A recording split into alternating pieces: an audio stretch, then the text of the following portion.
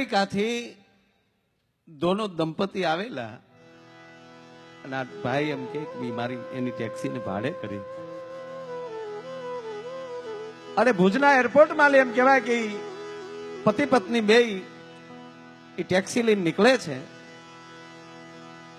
અને કચ્છના ગામડા એ ખૂંદતી ખૂંદતી ગાડી કચ્છના રોડ ઉપર જાતી હતી ને આગળ એક ગામ આવતું હતું એટલે બેન એના પતિને એમ કહેતા હતા, સાંભળો છો, સાંભળજો, ભલે તમે કેનેડામાં રહેતા હોવ, અમેરિકામાં રહેતા હોવ, બાપુ કાલે જ અમે પનામાંથી જે મિત્રો બધા પધાર્યા 5-6 યુવાનો બેઠા હતા ની વાત કરતા હતા કે મારે 10-10, 15-15 વર્ષથી અમે અહીંયા છીએ, અમારા વડીલો તો 30-30 વર્ષથી છે, પણ જ્યારે ભારત જવાનું નક્કી થયું હોય પછી આગલી દિવસ એ કે બાપુ અમને ઊંઘ નથી આવતી, ક્યારે ભારત જઈએ.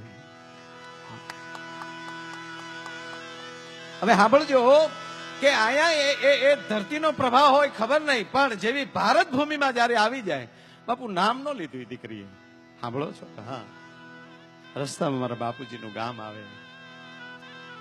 અમેરિકા ગયા પછી આજ પહેલી વાર આવ્યા છે ભારતમાં, હું મારા બાપુજીને મળી નથી, તો રસ્તામાં જ ગામ આવે તો હાલો ને 5 મિનિટ ઉભા રહેશું, ત્યાં મારા બાપુજીને મળી લઉં. બાપુ એક ભારતની દીકરી બોલે, ઓલો માણસ એમ કહે છે મળી લઉં.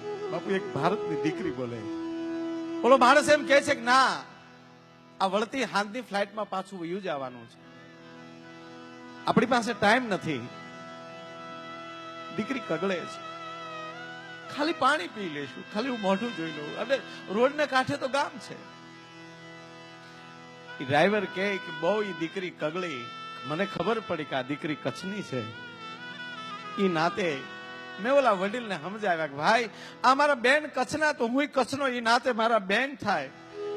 ક્યારના ઈ કગળે છે, રસ્તામાં ગામ છે, હું થોડી ગાડી રસ્તે વધારે ચલાવી લઈ. તમારે ઉતરીને ન જવું હોય તો હું તમને ગાડીમાં ઠંડુ પાય, તમે ગાડીમાં બેસજો. મારા બેનને 5 મિનિટ જવા ગયો, અંતે ભાઈ માને છે. અને વેલજીભાઈ ગજરનો ડ્રાઈવર બાપુ વાત કરે કે ગામ આવ્યું, મેં ગાડી ઉભી રાખી અને દીકરી જ્યાં બાપુ ગાડીમાં લઈ હેઠે ઉતરીને કચ્છની ધરતીમાં જ્યાં પગ મૂક્યો, કચ્છની ધરતીની ધૂળ જ્યાં આડી, અમેરિકાની સમૃદ્ધિ ભૂલી ગઈ દીકરી અને પોતાનું બાળપણ યાદ મળ્યું આવવા કે આ જ હેરીમાં, આ બજારમાં હું ધૂળ ધોયું ફરાક પહેરીને દોડતી, મારી બેનપણીઓ હારે ગામને ઝાપે ચાણ ભેગું કરવા આવતી, અને દોટ દેતી દેતી બાપુજી પોતાના બાપની ખડકે જે આવે ત્યાં ખડકે તાળું હતું, હરણી વ્યાકુળ થઈ જાય. એ માડોશી પાડોશી પૂછવા પડી, ડેડી ભૂલી ગઈ, પપ્પા ભૂલી ગઈ, મારા બાપુજી ક્યાં ગયા, મારા બાપની ખડકે તાળું કેમ છે? બેટા અમેરિકાથી આવી છો? હા, મારા બાપા મળવું છે. અરે બેટા તું ગયા પછી આયા તો આ કચ્છની ધરતી તને ખબર છે, હાથ વર્ષથી દુકાળ હાલે છે, અને અહીંયા એ બાજુમાં રાહત કામ હાલે, ત્યાં તારા બાપા ચોકડી ખોદવા ગયા છે, રાહત કામમાં ગયા છે. કેટલે છે કે આ ગામના જાપામાં બેટા તળાવ ખોદાય ને ત્યાં છે. ગડગડતી દોડ દીધી દીકરીએ, અને જે જગ્યાએ રાહત કામ હાલતું હતું ત્યાં દીકરીને પોગવું, બાપને છે એ માટીનું તગારું નાખવા માટે એ ધૂળના પાળા ઉપર આવવું, અને આમ જ્યાં પાળા ઉપર લઈ તગારાનો ઘા કરવો, ને હામેલી દીકરીને આવતી જોઈ બાપુ પાઘડીના લીરા બહાર નીકળી ગયેલા હતા. બાપને મીડિયો હરખો કરવા, મારો બાપ લ્યો આવ્યો, મારો બાપ આવ્યો, મારી દીકરી આવી. આવીને દીકરીને ભેટી ગયો બાપ. થોડીક વાર ઉભી છે દીકરી, પછી કહે છે બાપુજી અહીં નીકળ્યા ને ખાલી મળવું છું તમને. એને ઉતાવળ છે ગાડીમાં, રે ઈ આવ્યો છે? હા, એને ઉતાવળ છે બાપુ, એટલે હું પાછી ફરું છું. આવજો બેટા, મારી ચિંતા ન કરતી હો બેટા. વાત તો બહુ મોટી, મેં ટૂંકી કરી નાખું છું વાત. દીકરી બાપના આશીર્વાદ લઈને બાપુ જ્યાં પાછી ફરી, ધક ડગલાઈ દીકરી પાછી હાલી, અને બાપે હાથ કર્યો, શોભિતભાઈ બેટા ઉભી રહે તો મારી દીકરી. દીકરી ઉભી રહી, ધીરે ધીરે બાપ પાસે આવ્યો, અને બાપુ ચોકડીયું ખોદવાનો પગાર થયેલો ને એમાં 5 રૂપિયા વધેલા, એ પાઘડી ગયા.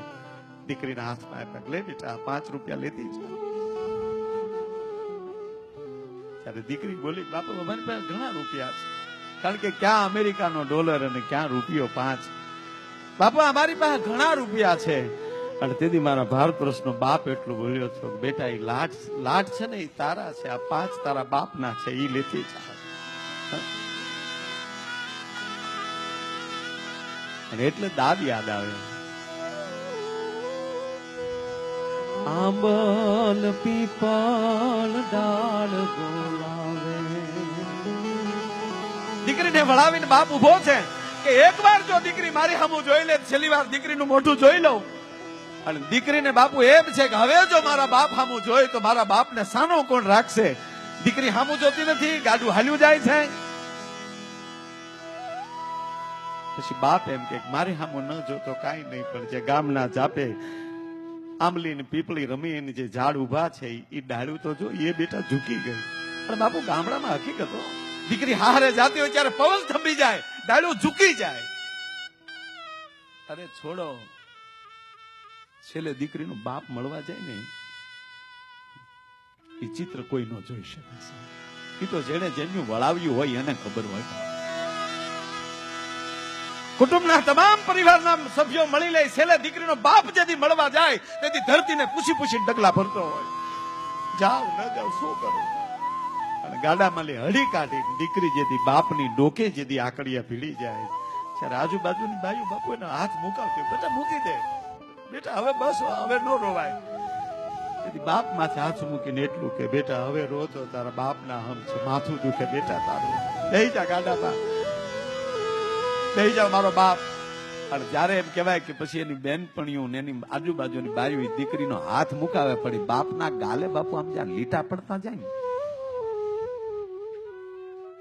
અને ગાડું હાલતું થાય ત્યારે બાપ ધરતીમાં હેઠો બેહી જાય. આ ચિત્ર જોવા મળશે કે કેમ? જ્યારે બાપુ આ સિટીમાં, મોટા સિટીમાં ઘણી જગ્યાએ દીકરી વળાવતા એટલે બાપ તો સહજ રડે ને. એટલે બાપ રડતો હોય ને તો દીકરી ઓલી કાંસ ઉતારીને એમ કે, પપ્પા રડોમાં ને તમે રડશો તો મને રડાઈ જશે, તો મારો મેકઅપ બધો વયો જશે. અરે તારા મેકઅપ ને દીહવાળી હે, ઈ આંબલ પીપળ ડાળ બોલાવે. બેટા એક વાર હમું જો પણ ધુબકા દેતી હેજજે ધરામાં, ધુબકા દેતી એજી ધુબકા દેતી એજજે ધરામાં. એ આજગારો અણહરો કાળજા ફેરો કાઢતો મારો, ગાંઠથી ચૂટી ગયો કાળજા ફેરો કાઢતો.